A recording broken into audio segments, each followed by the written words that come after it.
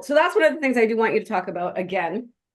I want to talk about what this whole Yahoo Google thing is about. I'm Yeah. going to show you some of these like emails that I've been getting. They're talking about email Armageddon and all this shit. So I want you to straighten out all the real shit from the hypey shit. I think I want to use little snippets of it so that we can promote. We can basically say, hey, this is what's going on with Gmail, with email right now. And by the way, here's a better platform. So that's going to be sort of like the transition. Okay. And then just explaining what dMARC is, what the DKIM is, what the SPF or SPK or whatever the fuck it is, what all that is, and how are people finding out about it? Like, so I'm on a bunch of email lists for marketing, obviously, Yeah. and I have 3 people talking about it. But outside of you, I No wouldn't. one is. But that's normal. No one is. This is Yeah. why I have problems finding customers because the specific thing I do just doesn't exist. And this is the example I use. Like imagine everybody was driving, like we're all driving cars, right?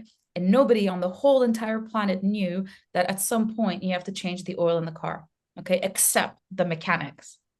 So we're all constantly buying cars and at different rates based on how much we're driving, the cars stop working, right? Like it's, created a problem with the engine and so on. And I'm going around, I'm trying to figure out who's can help me. So I don't have to buy a new car. And I figure out, oh, there's these things, these people called mechanics, and they can do it. And they go to the mechanic and they're like, here's my car. I don't know what the problem is. Can you fix it? People told me that you can fix the cars. And the mechanic is like, oh yeah, just change the oil. Like now we have to fix something. But once that's fixed, every 6 months, come back and change your oil. And then the first thing people say is like, well, I've never had to do this before. Nobody I know does this before, except those 3 people I've told you referred me to you. And so I'm not going to change anything. I'm going to go buy another car. And then what happens? 6 months later, they're back at the mechanics. I'm like, okay, yeah, let's try your thing. Ah, And then this one random guy knows that he now has to change his oil. He's super happy. He'll keep changing his oil. You might, we all kind of wait a little bit too long sometimes or go preemptively a little bit crazy and we do it too much. Fine. But that's it. That's as far as it goes. That is my job. People come to me, they complain about a problem. They don't come to me because they don't want to have a problem. They come to me because they have a problem and they've realized that what I do is what's going to fix the problem. And they don't believe me. It's not a religion. It's not me deciding. It's just how it is. I think it's the most interesting thing I've ever seen when it comes to customers and stuff. it sounds bizarre. And I mean, you and I are I think friends, it is. and I still like, I think every year I need a renewal because after we talk, I'm so excited to like clean my list. And then it's like, I don't want it to go smaller and smaller and smaller. But I have a client, she's she's an accountant and she's got a really small email list, like 300 or something. But her open rates on her engagement are everything. They're so sexy. She's got like 75 fucking percent open rate. Every time I send an email, she makes money because like people open it and they click. And I guess they're getting delivered. But Yeah, and she's sending valuable content. She's probably not saying like it's tax season. yeah. Cool. Like we all know, and we're gonna wait until March 1st to get her shit together, and all the accountants can freak out at the same time. Like she's definitely sending interesting information or things that are related or sent at the right time with the right message based on what they need, which can be like your month is over, where are your receipts? Send them over now, or else you're gonna pay a little bit more money. And then be like, oh, yeah, yeah, okay, here are my receipts. Whatever. I don't know what she's probably it's a lot of things you can be selling as an accountant. But it used to be cool back in the day. That's the thing as well. Like, and also with Instagram, LinkedIn, Facebook, whatever, we want more followers. We want people are buying follows because on one side it looks good, right? You have a lot of people following you and you look like legit, but none of those people are engaging with your content and will never convert into a customer because they're not real people. So on one side, yes, you might get a little bump in terms of the fact that this is, you look cool because you have all these followers, but the whole point of having all those followers are you're going to sell something or you're Right. going to get something from somebody else. So none of that is actually going to help. It might look good, but looking good is not enough. There's so much competition in anything anybody's doing. Like I do deliverability. I'm not the only one, of course, and not a lot. There's still some sort of competition. But imagine somebody who sells mattresses, shoes, or like normal things. The competition is like insane. Why Yeah. would you want to also like penalize yourself by making it weird or like difficult for Instagram to understand who the correct followers for your business are? Mm-hmm. If you have all these fake followers, and Instagram's like, oh, these are the kind of people that want the things that she wants or that she's promoting. Therefore, we're going to keep showing it to these people, which don't care because the ones are following are fake. Um, it's it's just how everything else kind of works. And the main issue is that email was one of the things that everybody did. It doesn't matter Right. how old you were. Like, you know, when Hotmail came out with the free version of an email that you can just, you know, and it was still not email and password, right? It was like POP and IMAP and all that jazz that everybody had to set up to get an inbox. And Yeah. then that if we sent an email to somebody who existed, like their email address existed, they would get it. And that was just because all we did was connect. Like people could call anybody they wanted. And then at some point we put, you know, caller ID in so we can filter it out. We can auto block now with our cell phones. Things evolve so we can stop getting stuff. Email is kind of the same thing. It started evolving in a way to make it safer for its users. Google, when we're talking about, when I say Google or Gmail, I mean like everybody, Hotmail, Yahoo, and there's like Right. local ones and like Videotron, AT&T, everybody has an inbox or like offers inbox services. But just in case I don't say Google and other inboxes, that's what I mean. Okay, everyone. Got Um, it. you know, so what happened here is that we imagine ourselves as brands. We don't imagine, we think we're the coolest brand on the planet. And when I send an email to my subscribers that are using these inboxes, well, I have consent. These people should get the email. And that is not how it works anymore at all. And there's a multiple, the main reason is this: Google doesn't care about you as the brand or whatnot. What it cares about is the users of Gmail. That's who Google is trying to keep happy, which means two things, which are like the opposites. They want to make sure that Yanatori at gmail.com is not getting emails she doesn't want, Mm-hmm. and is ensuring that if I did sign up to something, I am getting those emails. Those are the two main things, other than the fact that they're selling your data and all that jazz. For me, as the customer of Gmail, the two main goals, other than keeping me there in my inbox all the time, is to stop things I don't want and protect me, of course, from scams, and to make sure that I receive the things that I want. So when it comes to deliverability, that those are the rules of the game. It doesn't matter where you live, what the laws are. Google decides what's coming in and not coming in. And it's very like if you take it on like on a logical standpoint, like I'm not a marketer, I'm just like a user of an inbox. Do I want to get 300 emails a day? Do I need Amazon to send me an email to buy a spatula when I bought one yesterday? Like how many spatulas can I buy? Like sell me a pot or something more interesting. Why am I getting another email? Or I haven't looked at like I don't go on Facebook. I use Messenger to talk to my parents, right? So Facebook is not something I use, but I still get the notifications on one of my old inboxes. And every so often I have to go clean it because it reaches 10 million emails. And one of the things I remember is like Facebook sends these like notifications, like somebody posted a picture. Okay. And that's the email. It's like empty because it's created in order to like what picture, who click. So you can go on Facebook. I don't care. I don't even log into that inbox. Facebook should have noticed at some point, like I'll stop sending her daily notifications to go look at things that I'm not a target user. It's a waste of an email. It's a waste of a strategy. It costs money to send emails. Not like it's cheap, but it still costs money. The infrastructure, the decision-making process, especially at the scale of Facebook. Why are they sending me these emails? Ridiculous. Google wants to stop storing all those emails as well. They've got like underwater like data centers, like every time they save an email or anything, they have to save it in multiple places. If one crashes, it needs to still be accessible. So this is like a lot of reasons why we don't want to be storing these crappy emails. I cannot remember his name, but he wanted to start this like initiative that would automatically, like we wouldn't have to do anything, like MailChimps of the world would be doing these things. Emails would expire and auto delete at some point. Oh, wow.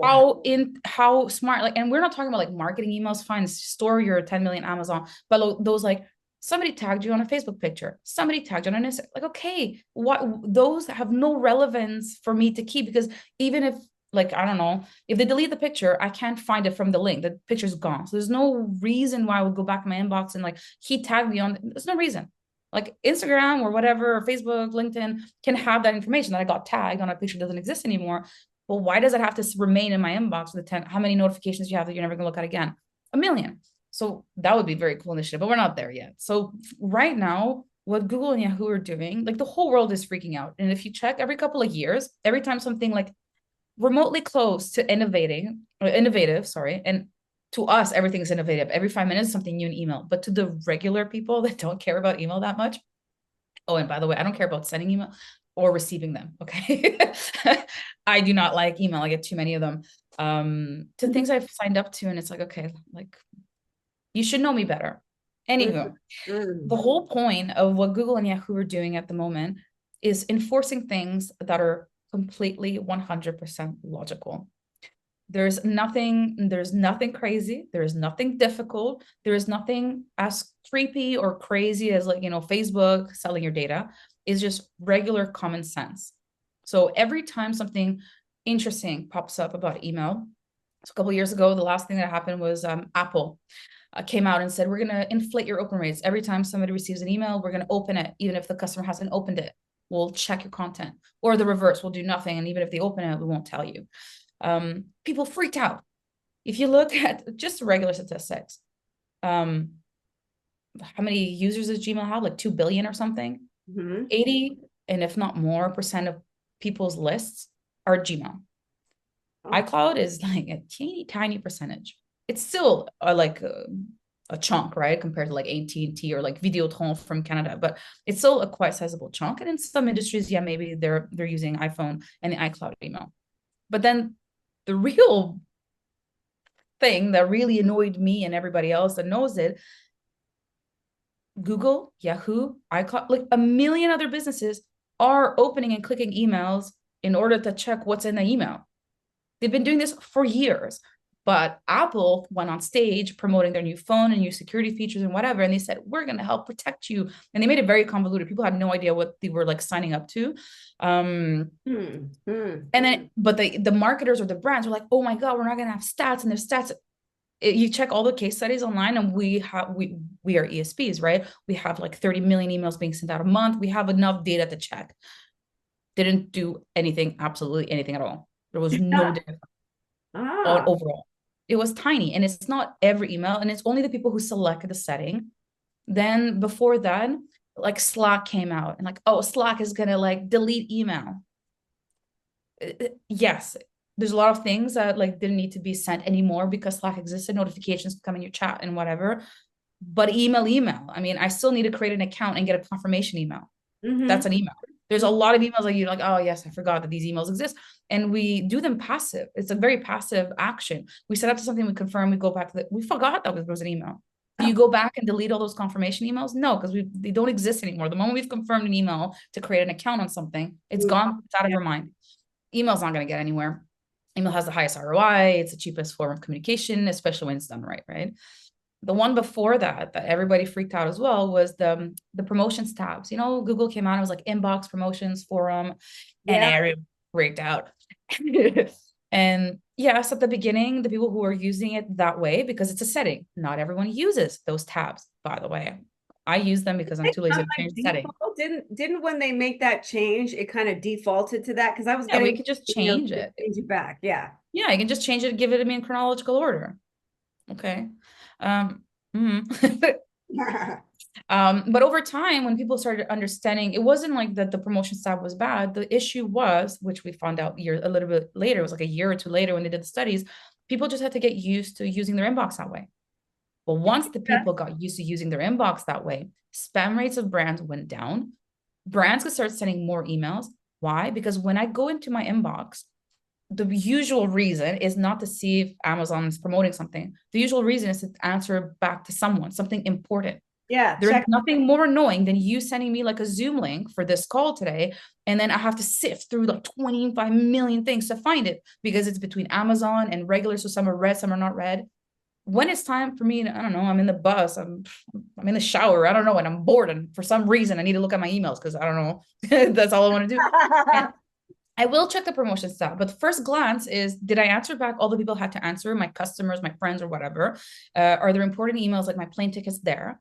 And I go to promotion and I know what I'm expecting. Yes. Yeah. When you know what you're expecting, you get less annoyed. If I sign up to your email because I want a PDF and you state, I'm going to be sending you emails once a day with this kind of content for this long or whatever, I am expecting it. So if I start getting emails every day, there's two things I can do: get annoyed and I'm like, okay, never mind, unsubscribe, but I'm not going to report you as spam because you told me. I know what I signed up to.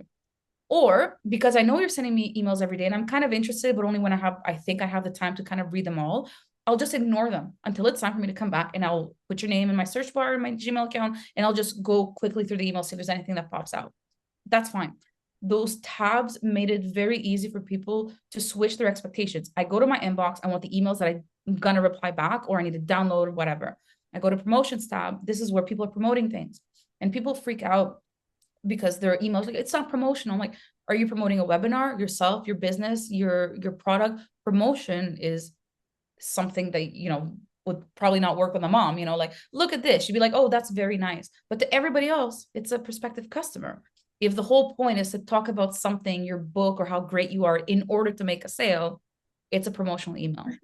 And the way that these tabs work is that they decide based on how I use the email. So I might get the email in the promotions tab because that's how I act with all similar brands or brands in general that way. And in your case, it might not happen that way because that's not, there's certain types of industries that you do want in your inbox. On top of the fact that I can just take an email and drag it. And then I just told Google from now on, I want the MapDom emails to go in my inbox. Ah, You can't control that. You cannot go to like Mapmail and say like, well, why aren't you? No. Mapmail has no control over this. It's Google based on what Yanatori does and what you do and what the other person does. It's not like the whole brand emails goes to the promotions tab. I mean, in some cases, if you're selling something, it's gonna go there because that's what it is. But if I like certain emails, Google cares about what I want to do. And then the other one that, I mean, has happened a couple of times, but everybody's gonna have to stop complaining about it, is the authentication, the SPF, the DKIM, and dMARC. They all came one after the other. SPF is like 20 years old or something. DKIM or SPF is like 20 years old. Then it's like 10, like dMARC is 10 years old. dMARC has been around for 10 years. It was annoying and complicated. We didn't really know what it was going to do and how it was going to work and how to implement it. But it's 10 years later, guys. Like, do it. I know it sounds like just like random letters that I'm saying, but these are just like it's called authentication. It proves that you are the sender. Okay, that's like what it is in the big thing. And that is one of the things that Google and Yahoo announced.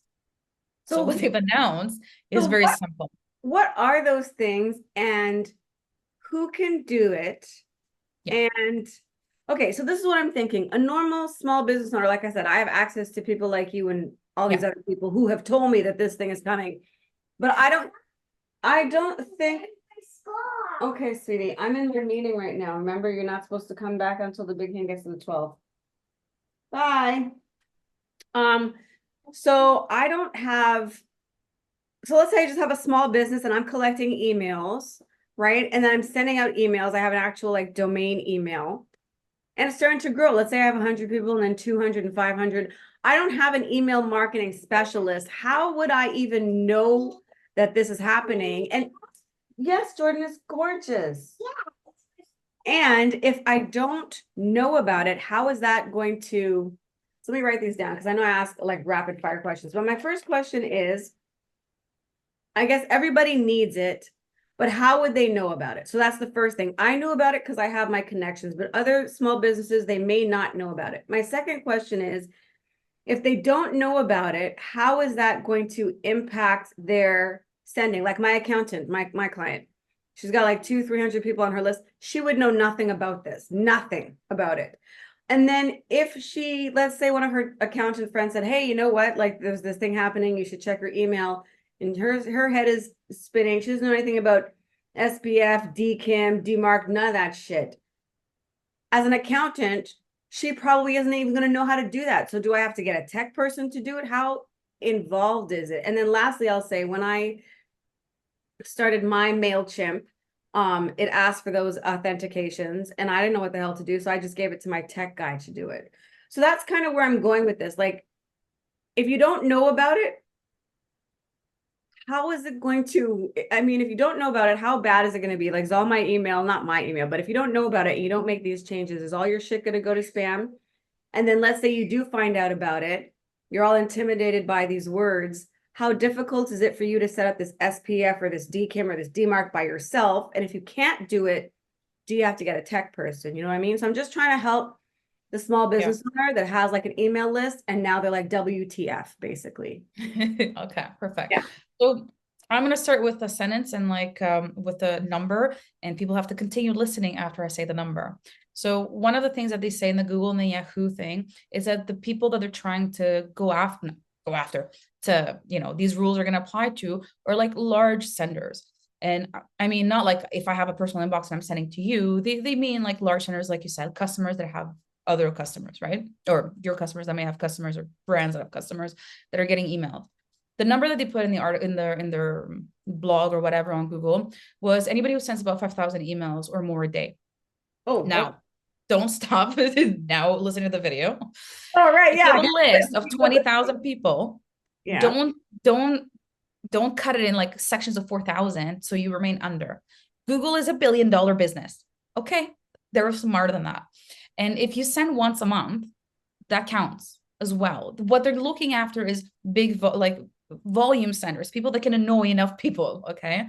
5,000 or so. 5,000 in one day. So if at any point you've sent 5,000 emails or 4,000, I mean, they're not going to be like, oh, you want to run a PayPal scam? Just send less than 5,000 a day. Like, okay, there's like, it's not if you don't send 5,000, you shouldn't care about these things, because these things were important before anyways. And that was to everyone. They're just kind of trying to tell like it's not for inbox users, right? It's for people who are using external tools. And it's the same thing. Like if I use the bank things, like, okay, people think that they shouldn't have big credit card limits. The credit card limit should be as big as it could possibly be. Your debt on those credit limits needs to be less than 66%. That's the rule. It's not that if you have less, the logic part is if I have a smaller credit card limit, then I will spend less. Therefore, I will have less problems with my credit score. True, but that's because of the organic nature of it. It's not because you have a credit card of 500 instead of 10,000 that your credit score is better. Right. The same thing here. So it's not because the limit it's not a limit. It just says 5,000 emails on a daily basis, in a day. So it's not daily basis, right? They're not going only for the Amazons. They're going for the person who has a business for 5 years and is sending a couple thousand emails. So yeah, I have like 8,500 people on my email list. 85? Mm-hmm. Are you sending constantly? I send at least once a week, but sometimes twice a week. If there's a promo, I'll email them like more often. So the main difference between like a tiny sender, which would at this point be tiny, right? You can these people personally almost, right? I assume, is that it takes it takes data to make these decisions. All of this is based on how people are interacting and what they're doing. And the smaller the number, the larger the percentage cuts, right? So if I'm sending to 100 people and 10 people open, my open rate and engagement rate is 10%. If I sent to 10 people, it's 100, right? So because the numbers are small, these percentages and engagements really can go up and down just because it's just normal. 3 out of 10 or 4 out of 10 makes a really big difference in a 30% open rate and 40%. So it takes longer for Gmail, Yahoo, and iCloud to understand what people want and what you're doing with these emails. And that's where you get a little bit of the benefit of the doubt. And it's just because they don't have enough data to make a decision. But if they do have data, like 2 years ago, you bought a list, let's say, and you sent to 10,000 people and they all complained. And now you're back to 85 emails because, it was not worth it because you got blocked. They're going to keep an eye out the moment your volume starts going up. They don't forget. You think the bank forgets that your credit was bad or you didn't pay 10 years ago? They remember. Google has all these data centers. Okay. They remember.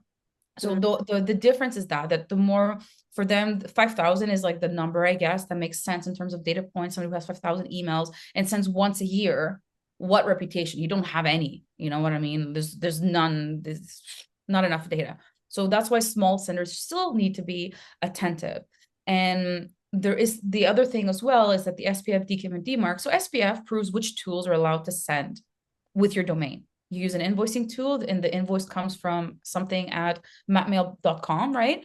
That needs to be authenticated. You're not the owner of the Stripe or like PayPal or whatever system you're using, FreshBooks, to send out that invoice. FreshBooks is sending out that email on your behalf with your ID. So the SPF just tells the inbox that's receiving the email, yeah, she is using FreshBooks or she is using Stripe. Okay, DKIM, and that was SPF, did you say? yeah, sender, yeah, SPF. And what's it stand for? Sender what? Policy framework. Okay, so that's basically, if I can just recap. So if an email is coming from me, but from QuickBooks or PayPal, it's basically saying MailChimp, you know. they, yeah, okay, so I get it. Yeah, so you're just saying that it's okay. I use these tools. So as you can see on its own, it's not like really foolproof, because if, let's say you allow MailChimp, you tell Google and Yahoo and all your subscribers that, yeah, I use MailChimp. So if it's coming from MailChimp, we're good. What if I work at MailChimp? I can pretend to be these customers, right? Because I'm going to be sending from the same place you've allowed to send emails from. So that's not enough. Then Okay. comes DKIM, which has two purposes: domain key identified mail. So this has like two purposes. The first purpose is to make sure that you own the domain. It's as simple as that. Okay. And that you're sending the email. You say, it's me. I'm sending the email through MailChimp or Stripe or whatever. But it's me. I had to make this change in my DNS. It's me, and it can only be me. And the way it works, which is the second point, it's like those keys that you have at the bank when you have a, what do you call it? Like the locker. Oh my God, I'm looking for the thing. Safety deposit boxes? Yes, thank you. A deposit box. So you have a key, the other lady has a key, or I don't know what has a BLA, but the person at the bank has a key, and it takes both keys to make sure that, yes, this is yours. So it's the same thing. There's a key that's like hidden inside your DNS. It's private. And then when the email is sent out, Google can connect and say, okay, it's the same key. The other thing it does, which is really cool and connected to those 2 points, is that people don't know this, but emails can be intercepted on the way. I can send an email from MailChimp, and we can stop it, change the content, and let it go. Who's the we? Evil people. Yeah, people. We can stop you can stop an email because it passes through computers. If you take an email, so this is the cool geeky stuff. If you take an email and you click on, like, if you're in Gmail, that's the easiest way. That's the one I know by heart. You click on the 3 dots on the. You open an email you like I don't know, from anyone, any brand. Click on the 3 dots. And there's an option called Show Original. And then it opens a page, and it tells you at the top, by the way, if you have if the email that you receive has SPF, DKIM, and dMARC. So it helps you, for example, if you don't know if an email is a scam or not, really good way, not 100% foolproof, as you can know, because we can do crazy things if you know a lot about email, but it, like 99.9% of the time, if it has SPF, DKIM, and dMARC, and it's not coming from like a Russian IP, it's coming from something that makes sense because it's written out for you, then you can say, okay, this is PayPal, right? Or this is the bank. And then everything under looks like a lot of mumbo jumbo because it's just like put together in a small font. But if you like take the time to like read it with your eyes slowly, there's a lot of information. One of the things that there is in every email, because there's a receipt that we don't see. That's what that Show Original is doing. It shows you where it passed through to arrive to your particular inbox. Everything technological has an IP address. Your computer, your cell phone, your inbox, right? Websites, domains, and all that jazz. So it passed through all these places. So you can see where it passed from, which makes it like, and that's why you want the DKIM to make sure it hasn't been intercepted, because if it's been intercepted and changed, the key is broken. Google cannot resolve it and will say DKIM key broke, which means that it went, and yeah, I sent it, but it arrived wrong, and Google can like stop it from entering the inbox. I mean, I won't be notified, but the only way to be notified is to have the third version of authentication, dMARC. That's the purpose of dMARC. So SPF and DKIM are proving that it's you that sent the email. That's the whole point. And dMARC is like a bouncer at a club. So you, in your dMARC, you put a rule. So instead of just grabbing what MailChimp and like MapMail gives you, you decide how your dMARC works. And that's where it looks like super complicated, but it's not, okay? One part of the dMARC says, what do you want us to do with emails that are not authenticated, right? So to do dMARC, you have to have SPF and DKIM because, that's the whole point, the bouncer. So you tell the bouncer, if you receive an email that has SPF passing and the DKIM is passing or not, I don't really care, let it in. Okay. That's what dMARC does. And then you can say, or the other way around, I just want my DKIM, or it needs to be both. If it doesn't pass DKIM and SPF, stop it. Okay. And there's 3 levels of stop it. You can tell Google and everyone else, you decide what to do. Like, we have SPF and DKIM for our things, we're safe, but I don't know, maybe somebody in the company is using a tool we don't know about, which happens a lot. You can imagine like a big corporation. Yeah. So at the beginning, because the dMARC is going to give you reports every day, you put it to none. You say, you know what, you decide what to do, Google. I just want the reports. That's it. And then when you look at the reports, and a lot of people have implemented dMARC, and you put an email address. If you pay to have a dMARC monitoring tool, they're going to give you an email address to put in there. But if not, you can just put it yourself. And you're going to get an email every day from every company that looks at dMARC. So Gmail, Yahoo, Microsoft, whatever. They have received emails from your brand today, and they will tell you in that report how many of those emails passed SPF, how many passed DKIM, or passed both, or whatever it is, and how many have not, and where they've originated from. So some of them might be like, oh, like this is something I do all the time. I buy domains every time I have an idea. So I'll authenticate it with like a MailChimp or like a Map Mail and things like that. But I don't authenticate the inbox. Like I don't authenticate my G Suite account. So like my MailChimp is good to go. My Stripe account, everything is good to go. But my own personal inbox is not. And my calendar invites go to nowhere because I create a rule in dMARC saying block it. I tell Google just block emails. And I forget that I didn't authenticate my own inbox. So you start with a none policy and you get the reports. And you see in these reports, like all these emails are authenticated, we're good to go. And you can also check, like, are you using these tools, right? And then you look at the part, the most important, the emails that you don't think you sent, and you check, is it a tool that I didn't know about? So you can just go add the SPF and the DKIM for that new tool and you're good to go. Or is it not? And if it's not, that's the part that people don't realize. Your business is not small enough to not be used to like for spoofing reasons. The smaller the company, the less chance they have of having SPF DKIM, especially dMARC. So who is it easier to use their identity to send emails that are going to be received? PayPal or some random lady in Canada that has an idea and bought a domain and she has never used it. I don't have a domain. I don't even have an inbox. I wouldn't even know there's a problem with it because I don't send emails. I would be the perfect target. That these 20 million domains that I bought, never use them. They're just there one day when I have $1 million and do my ideas. They might currently be used to send out emails. How would I know? I am the perfect thing. And this is not done like they're looking on Google for businesses. How do these people, I mean, I guess hackers. It's automated. Like they have like an automation that just checks constantly. Like it's public information. If I want to check if MapMail or MapDom is authenticated, you go online and you just write SPF checker or whatever, and you put the domain.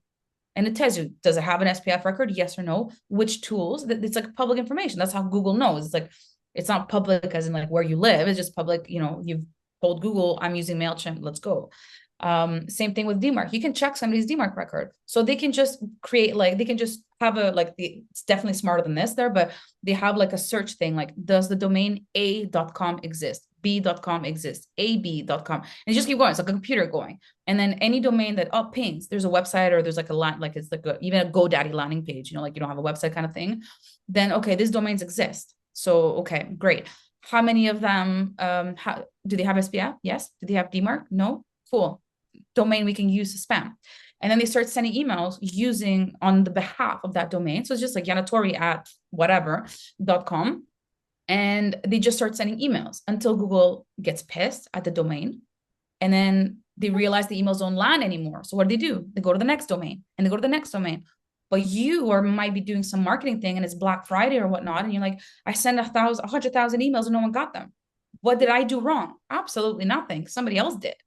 You could be blacklisted. You don't have dMARC. I found out about that once years ago, I think. I don't know if I was blacklisted, but there was something about blacklisting emails and I had to start checking shit. And that was like spam house. That was crazy. Yeah, those are different things. So that's like those are independent nonprofit organizations, and they kind of act like spam filters. But the simplest way to say it is this way: they've created millions and millions and millions and millions of inboxes. They don't have to create individual ones for that. That's called an accept all email address. You can go Google what that is. But in very essence is that if the @domain.com part is correct and exists, if I've set up my email and my DNS correctly, anything you put before the @ is going to come to that one inbox I created. That's what an accept all email address is. So like no one knows how to write my name. So Yanatori at whatever.com. Even if they copy paste it, there's always a mistake. So what I did is that I made some of my domains accept all. So if somebody wrote at especialmail.com, it would still come to my inbox. There's a lot of reasons why people do this, but that was my main reason. Oh, and the other reason is because somebody told me something cool. And I thought that was very cool. So if your domain, but you cannot do this with Gmail itself, but if you have a domain, you can make it an accept all email address. Every time you go to a store and you ask them, and they ask you, sorry, what is your email address? You can say bestbuy@especialmail.com. because it exists. It automatically exists. Whatever you write before the @ sign exists. And then the best part, which is the part that got me hooked onto the idea, was if I give Best Buy my email, Best Buy, I know everybody, so it's always funny to see people's faces when it's like Best Buy at whatever. If one day I get an email at bestbuy@swsmail.com, but not from Best Buy, the person I gave the email to, they've either got a leak or they're selling my data. I don't know, Best Buy, I love you. There's not a problem. I have no problem with Best Buy. Best Buy is like that, isn't it? But like that was I remember Best Buy because that's the first place I did it myself. It's a really good way to see if there's been a data leak because you can give individual emails to anybody you want. Like you can't, you know, you can give PayPal, you can sign up to PayPal with PayPal at your domain.com, whatever. That's really cool to accept all. But to go back to the block list, what they need is one domain, right?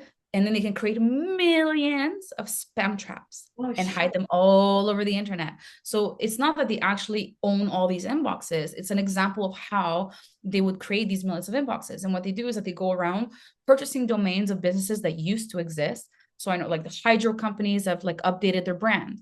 So these emails exist. And what they do is that they leave them like, this is like very simplified, of course, but they buy the domain, leave it on the side for a couple of years. Because as an employee, I might have signed up to Walmart or whatever, right? You can't penalize Walmart if you know, fine. So they give it a couple of years and then they're like, okay, they have data of who was like what these people or what this domain was receiving in the past. So they can still be like a little bit smart. And then at some point they take these emails and they hide them all over the internet. They create fake LinkedIn profiles. They add them on websites, like hidden in the code. So like if you go on the website, you won't see the email, but if you're using a scraper, which is what like Apollo does or whatever, all these companies that sell data do, they're scraping the HTML. So all these emails are hidden in HTML. The only way you would ever send that email address, like an email ever, is if you got it purchased. These people don't exist. They cannot go on your MailChimp form and sign up. And the other one, which is also very important to do, is protect your forms. That's the whole point of confirmation emails. A lot of businesses and people, I happens to me a lot because, well, not to me, specifically my customers, because that's all I do all day. You have no idea how many businesses are going to go abuse somebody else's form on their website to ruin their deliverability. Does anybody ever check their percentage of confirmation emails or the number of confirmation emails you send out in a day? If you have like 100 subscribers and you end up at 1,000, you're gonna be like, what's happening? But if you have 20,000, 30,000, 40,000, they go up by 100, 200, 300. You need one spam trap to create a problem. Now imagine adding just 10.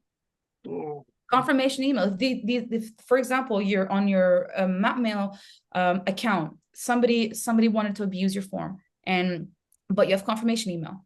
The system would send out the confirmation email to the spam trap, right? The spam trap is smart enough it sees it's like a confirmation email. It won't confirm it. You will never send an email to that spam trap that somebody added on your list to ruin your reputation.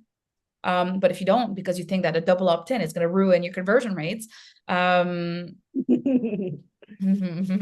know some businesses, it does make a difference. Like it's not, but in general, okay. A confirmation, we all know what confirmation emails are. We do it without even thinking about, okay, it's not, if I really want something, the confirmation email is not going to stop me unless I don't get it. Right. Small business owners should not be afraid of the double opt-in. That's kind of what I'm getting. I mean, don't you double opt in almost everything you sign up to online? Yeah, I guess so. If I why is your business so much worse? Why is your business so much worse that you need to make it easier for people to subscribe, right? Not reason. Entrepreneurs are complex. Scared. I know. Like, no, because every conversion counts. You're like, I can't miss the opportunity for. Not all conversions count, do they? No, you're absolutely right. Okay, so I know like when Best Buy asked me for the goddamn email, like I bought a TV, leave me alone. I'm not buying another one.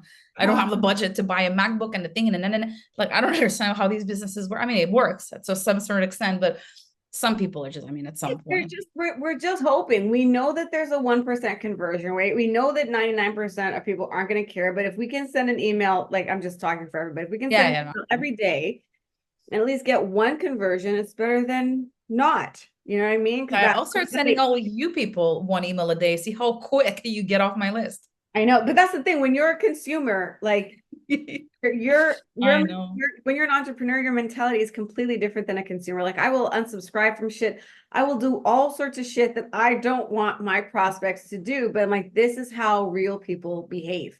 So you can't, you can't try to shove things down.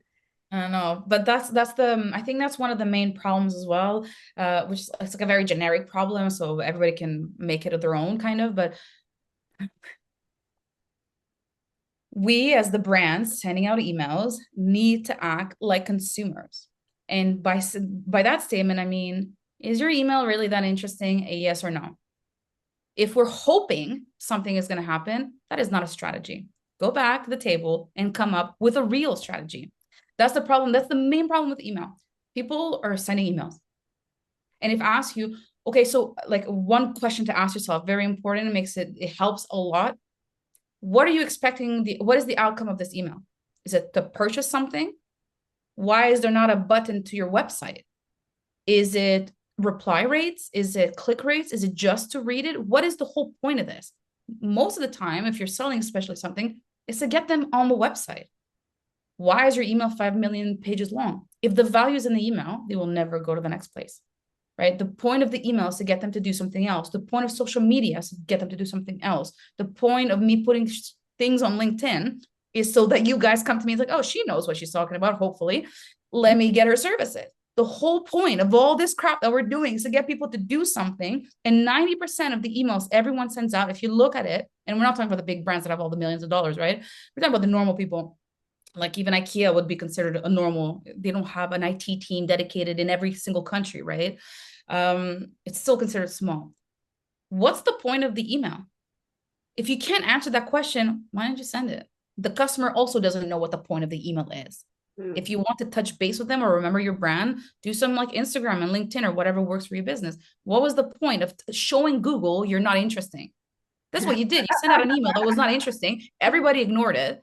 Google starts realizing that after 2-3 weeks, people stop reading your emails consistently because you sign up to like MailChimp, you kind of read the emails for a couple of weeks, and once you're on board and you're using MailChimp, you never open a MailChimp email again, ever again, unless maybe the subject line gets you. So Google starts learning these things.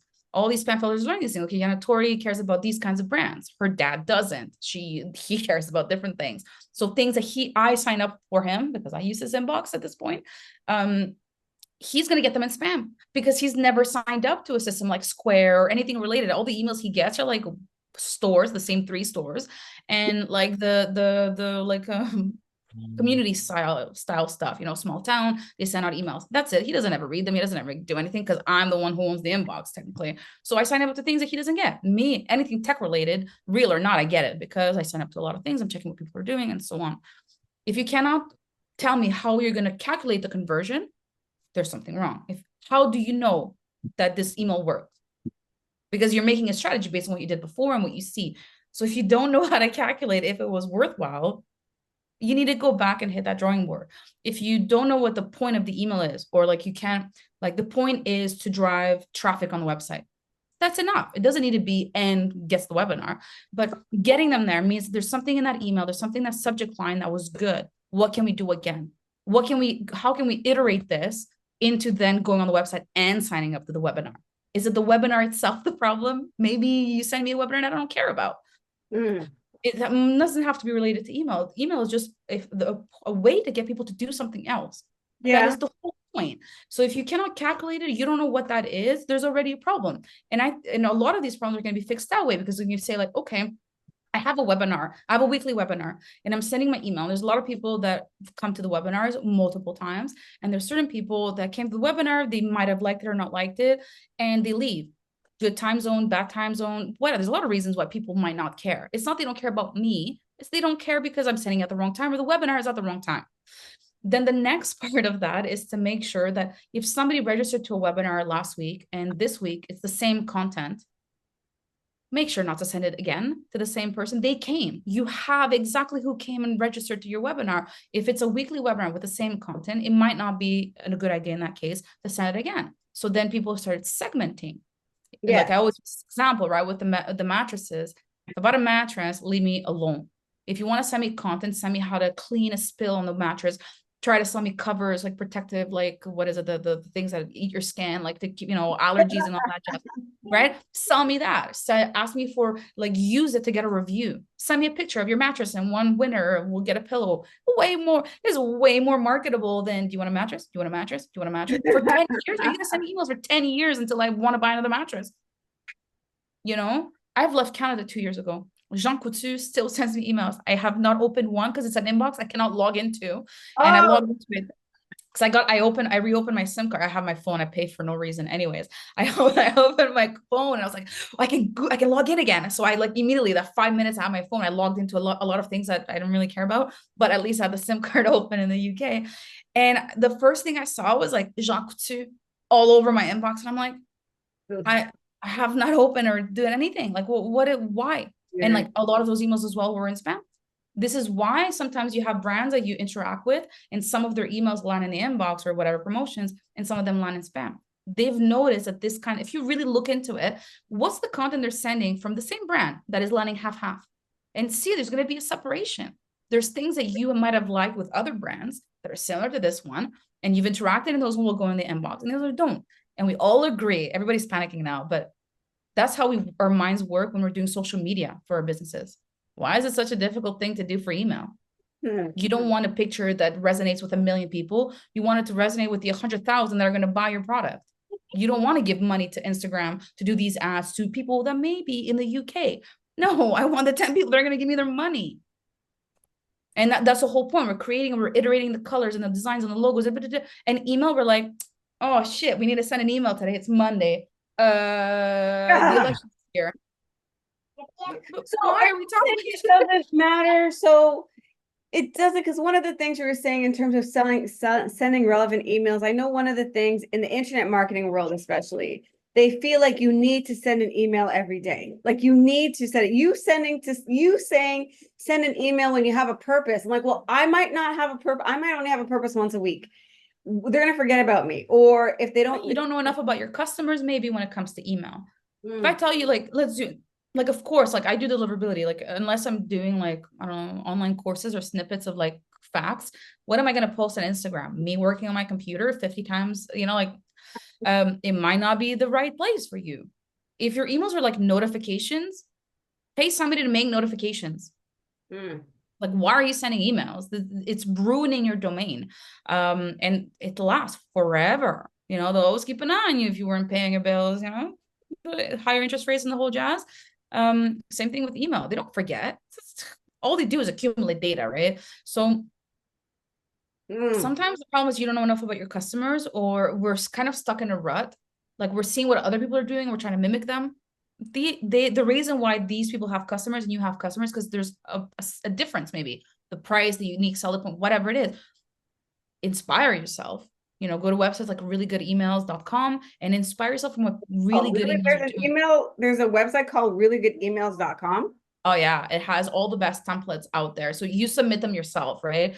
And if they're well coded, they design well, they have purpose, they have all this, like, a huge checklist of things. It's good, like, for promoting yourself and your brand if you care, but it's really good to get some ideas, like, how does a sunset policy work? What should I put in the email to do a re-engagement campaign? How can I maximize welcome emails? And by the way, welcome emails are the emails that convert the most. Every other email after that, unless they're a customer that's already purchased something, don't convert as much as that first welcome email. And the welcome email is quick. What do you do? What do you offer? How many times? What are you going to be sending them? That is more than enough. And then it re-clicks everything. It's because then it becomes human psychology and all that jazz, right? The psychology of marketing and shit like that. If people know what to expect, they will be okay with an email a day. Okay. But if you're like, do you want a recipe book? Here's emails every day about deliverability. What the hell is happening? Unsubscribe, report, spam, right? You need to give people what they're expecting. If they're expecting poison and you send them poison, they're not going to complain about it. That's fine. And people are always scared. And then it's like, yeah, but if I say that I'm going to send them an email every day, they're not going to want to sign up. Well, if that's not what they want, why would you do that? Give them an option? Or like you think by not telling them and then doing it is better? Oh, which comes to the third point, which is really important. One of the things that everyone's going to freak out is that the spam rates that you're allowed to hit is 0.1%. And that's where the 5,000 emails come into play. Because if you have 100 people and one guy complains 10%, so like, of course, I'm not going to penalize you for it. That's where it kind of comes into play. The 0.1%. If you hit 0.3 more than once. Is there any way for a business to know what that is? So that kind of circles back Yes. to my original thing. Okay, so let's say I'm a small sender. I maybe have a list of like 6,000 people. So I'm going to qualify under these new sort of requirements. So basically, if they don't know about it, they don't know about it. They'll find out one day. But let's say Yeah. I am a small business and I find out about it. How do I get the SPF, the DKIM, the dMARC? Do I have to get a tech? No, there's a couple of ways to do it. So I have like a small little nonprofit thing. It's not a real nonprofit, but like a little thing that I do for free. So for small business, I can't pay anything. I just do it because this is like an identity thing. You should have a social security number, don't have to pay for it, right? So I do it for free for customers. Sometimes they'll leave, like I have a tip jar, you know, I spent an hour and a half doing it with you, like you can leave a tip, but I do it for free. Connect with me on LinkedIn. It's called Let's Authenticate the World. When you go letsauthenticatetheworld.com, it opens a form and you can just sign, like give us your information to have an idea of how much time it's going to take, and we're good to go. The other way, if you want to do it yourself, I mean, you need to be able to do copy paste. So you need to make sure that you know all the tools that you're using, and then you go to every single one of them. Either if you want extra information, go to their support and just write SPF or authentication, and it will tell you exactly where to go get the information in MailChimp or whatever you're using. So like in MailChimp, you go to domains. In MapMail, you're going to go to senders, right? Okay, that's where you get the information. And then you copy all of that and you keep it like all nice and clean in a Google Doc or whatever you want to keep it. Get it from like MailChimp and Stripe and wherever the hell you're using your G Suite account and so on. So first step, figure out where to get the information. So every one of these websites will tell you where it is. And most of it is they'll click directly to your settings or whatever. The second step is to copy all that information from everywhere. And then the third step is you go to your GoDaddy or your Namecheap or whatever you're using, and you copy paste that information in. If you're too scared to do that, contact the support team of GoDaddy or Namecheap and pretend you're like the stupidest person on the planet. And you say like, I did it and it's broken and it doesn't work and I don't know. And you might get somebody who's like it's not our job. Like we don't want to make a change in case it like breaks your website, which those have nothing. They cannot affect each other unless you delete the website one, which is not what we're asking you to do. We're asking you to add, so don't delete anything. And you just ask them, you say, can you do it? Like, and you'll find somebody. Like I've never had a problem with the people that have referred, like go to GoDaddy. GoDaddy has been really good and like, yeah, fine, we'll help you. Because it is kind of scary, but literally you just copy paste. If you want to see things like if you write my name on the internet and authentication, like there's like, I've been writing about this for years. You can find all the articles about everything ever on how to do this. So the easiest way is just people connect with us, you know, or you can ask MailChimp directly. It's just that you have to ask every tool. It's a little bit too long. Just check the support, grab the information, and then annoy the support guy at Namecheap or whatever to do it for you. And that's it. You do it once. Unless you leave MailChimp and you go to HubSpot, then you have to remove the MailChimp stuff and put the HubSpot stuff. That's good to know. Don't forget. That's good to know. I may have a lot of people like accumulate them. And they're giving permission to all these tools they don't even pay anymore. And it's like you want to minimize, right? You don't want to give those like keys for the safe to a million people. You want your daughter to have it, your husband, and that's it. Kind of the same idea, and things are very, very simple. I think the simple, like if we take it like on a standpoint, like we're just a regular standpoint.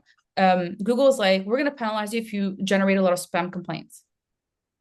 That's not a bad thing, right? Like if senders are sending emails and people are complaining about them, I would like to be protected from that. I would also like to not like receive those emails, right? Done. I don't know why people are going crazy with that, but that's the Armageddon thing. And people need to remember that Google doesn't provide who's complained. Yahoo, Microsoft, they will tell you like a bounce message, like this email address has complained. Therefore, Mail, MailChimp, HubSpot removes them automatically because they know that this person's complained. Google doesn't do that.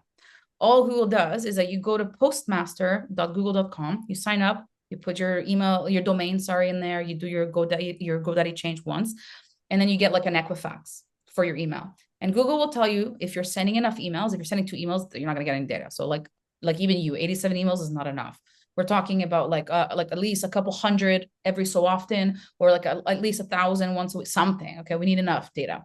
They will give you a domain reputation data. So it's color coded. It's real easy. Ask your kids. Green, yellow, red, burgundy. Which one do you think is good? Then they give you an IP rate. Usually, if you have a dedicated IP, you'll get a sender reputation for it. But if you're using MailChimp, it's not consistent if they're going to show you this data or not.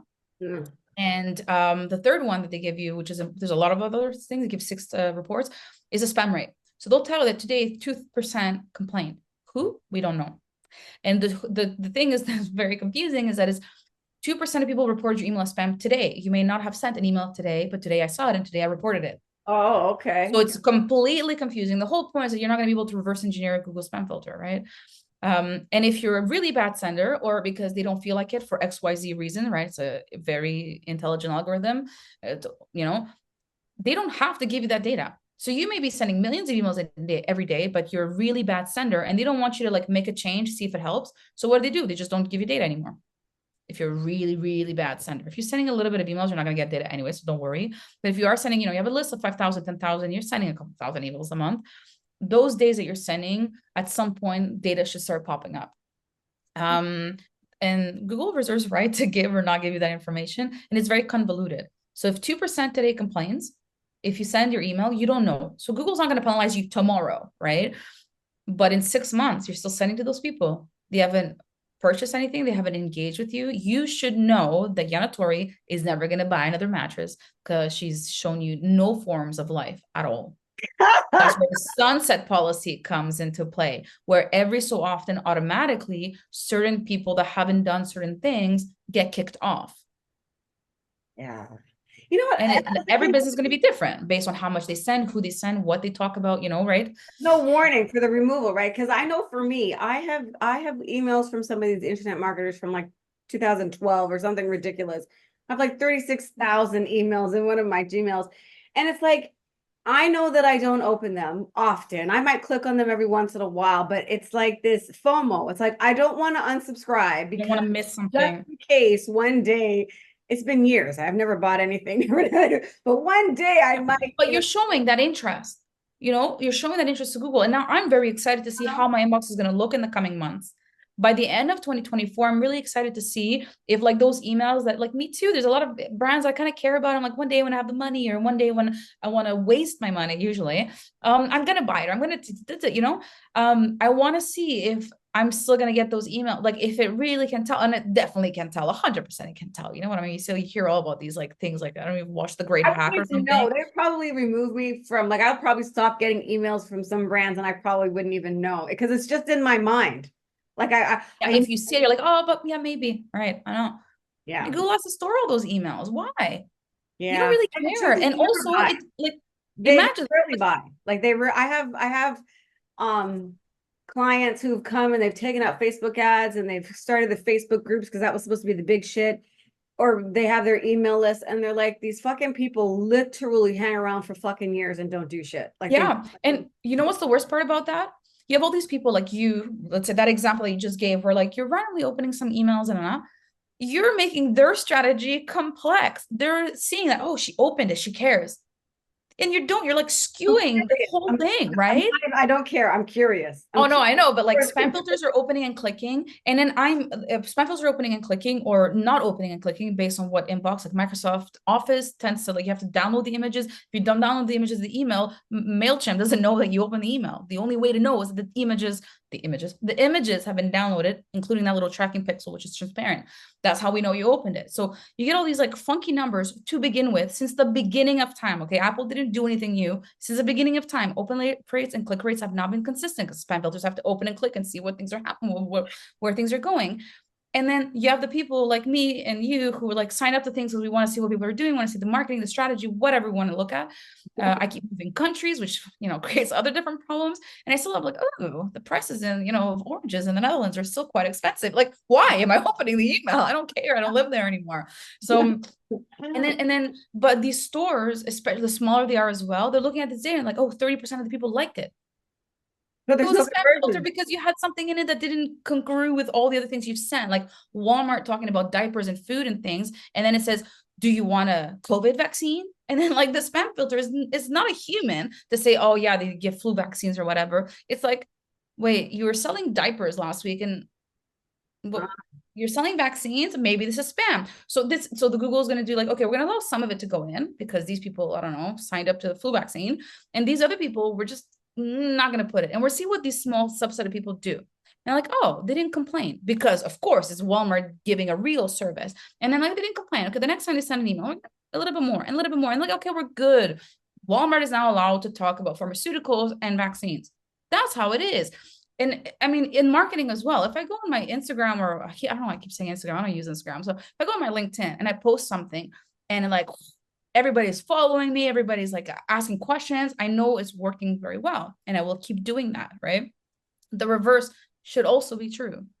If I do something and it doesn't work, change it. I don't know why it's so easy with social media. And if I go in and I just change things, one day my logo is blue, one day I'm like white, one day I'm a man, one day like just choose something and like just put that on LinkedIn because it confuses customers as well. You don't go changing your logo every 2 days. So why would Google be quickly would like I don't know crystal ball and know that you are now having a new offer? You have to change things slowly. Like people are like, oh, spammy words. Porn companies send emails, they land in the inbox. Cryptocurrency companies send emails, they land in the inbox. Pharmaceuticals, whatever. And they are held at a higher standard. The best senders out there are the ones in difficult industries because they have no choice. They cannot make a mistake and send an email to me that hasn't used, I don't know, Coinbase in 20 years because I've left Canada. They need to make sure that if they're sending me privacy policy updates, I get them. The porn websites, the online gambling need to make sure because they want to make money. They are going to send and they're going to clean out their list so quick. You have no idea of companies that I know that remove people after 3 days. They don't do this and that. It's not worth it because I can decide who gets the email or Google can decide for me. And I don't even know who did. Okay. Wow. So 2 other questions, maybe I might have more, but one, what's like a good open rate? Like, I know it depends on your industry and stuff like that, but how is again a small business owner who doesn't have a tech team, doesn't have an email deliverability specialist? If I'm just opening up MailChimp, first of all, we already know that my open rate is inflated because of the spam filters. What's the point though of the open rate? I mean, if the point is to get them to buy something, shouldn't the point be how many of these emails converted into buying and converted into whatever shape or form? Well, I guess as an entrepreneur, if you have like a 10% open rate, then that I feel as an entrepreneur, 90% of the people are not seeing my offer, and that's fucking money on the table. That's how it feels to us. That's our interpretation. That's why open rates are important. That's why we think we need to have the right subject line and split test because open rates we think are important.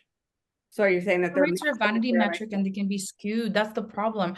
It's a metric you should look at. You want it to remain consistent. You don't want it to go to like 90% or like 0. But on its own, it doesn't mean anything unless you're like a newsroom and the point is the message is the end goal. If your goal is to sell something or to get them on a webinar, I would rather which 10 people to send the emails to and the 10 of them convert than you send 100 in case knowing that the 90 don't care. And of course, this is like not as precise, right? It's like based on a lot of things, based on how you're sending emails, when did they sign up, how have they purchased something, and so on. And of course, it's like more. So I would start first with what is the point of the email? Because if you have a 30% open rate because your subject line is killer, that like content lady is like amazing, but your offer is shit. What's the point? Your email is never going to succeed because it takes more than one thing for it to be successful. Or like I had, I don't know if I told you this example. So I had a customer that they had like things in warehouses and they were selling them whenever it would cost too much because it was not worth it at some point. But like crazy cheap, like you'd buy like tables for like instead of 1,000 like $10 or something, like insane. Okay, so they had this one thing that they had to get rid of like insanely immediately because or else the rent next month for all these things they were storing was gonna create a problem. So like really cost, right? So he sends out an email, you buy this thing online, you click on the email, you go on the website, you add it to your cart. The promotion that they were offering in the email was not available on the page with the product. It was only available if you went to your cart, said, I want to purchase, put your information, and on the shipping, that's where that promotion will come in. No one ended up all the way there because like, oh, maybe the promotion didn't start yet or something like that. He got 0 sales. And I was thinking it was deliverability. We're like freaking out. And we realized The problem was the goddamn website. People were pushing we were clicking on the thing. It didn't say anywhere where the rebate was anymore. You'd go to the cart, no rebate. I'd give them my information. And then when I would get the postage, then the rebate would appear. No one got that far. It had nothing to do with deliverability. Email, the point of email is to get people to do something. Open rates should remain consistent, of course. Click rates as well. Like, it's a benchmark though. If you can make $1 million sales with 10% open rates, who cares? Okay, so there's nothing to feel bad about. no, like no. In some industries, I mean, you're a lawyer. I mean, okay, let's all be honest. Like, unless you're like, I don't know, offering 2-for-1 divorces, like, well, what are you expecting people to do? You know, like some emails are just that's what they are. Or like, how many emails do you get because like Facebook updated their privacy policy? And you're like, yeah, okay, except you never read the email. Okay, let's all be honest. Some emails just have low open rates, and sometimes the problem is that you just don't really have something strategic, you know. But sometimes we're like, oh yeah, you know what? It's not really a strategy. It's just we're shooting out an email with the same promotion every week. Okay, well, why would I need to buy? Why would I need to use and buy your coupon today when you're going to send me the exact same one tomorrow? You know, like everybody talks about FOMO and crap, right? Like, then do it. Create some.